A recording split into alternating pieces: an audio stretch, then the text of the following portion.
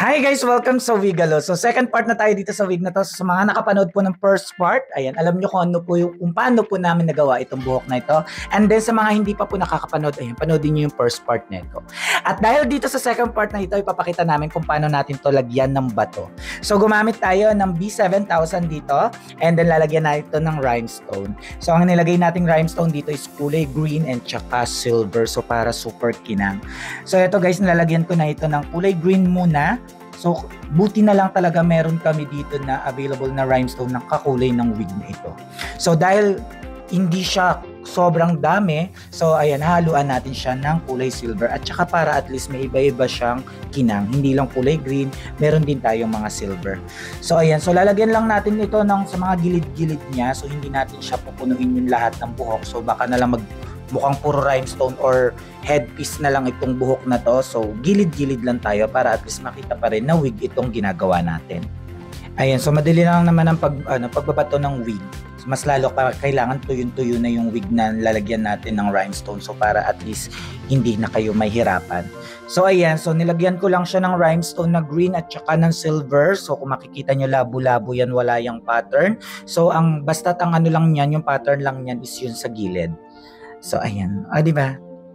Ayan, lagay ka lang green muna, tapos yung mga maliliit na silver, yun nilalagay natin. So, sa lahat ng sungay yan, and then pati yung sa harapan, lalagyan natin ng rhinestone talaga para at least malalang kumikinang-kinang. Dito sa mga design na to, so ang dami ko na rin nagawa na rin na ganito at saka ang dami ko kasing ginagawa na kung anik-anik pa. So hindi lang rhinestone, nilalagyan pa ako ng mga parang mga beads. So ayan, so makikita nyo yung mga ibang gawa namin dito sa Instagram po ng Wigalo PH. Search nyo lamang doon at Wigalo PH, makikita nyo pa yung ibang styled wig or drag wig na nagawa namin before. So kung makikita ninyo, ayan siya, o diba? Doon sa harapan, bugbog na.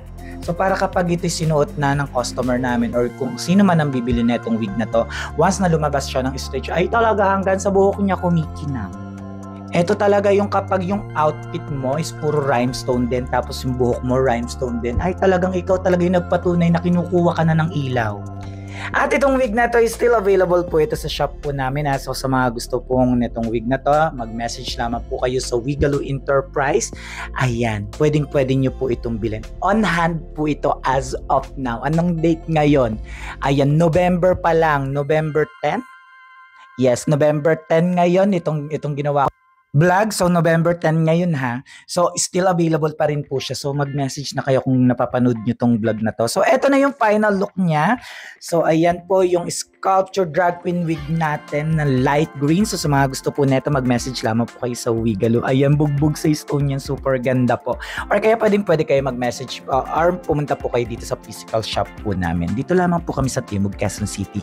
Yun lang po. Maraming salamat. Ingat tayo always. Ayan, and then i-follow niya rin po yung Wigalo para updated kayo sa mga vlog po namin. Bye-bye!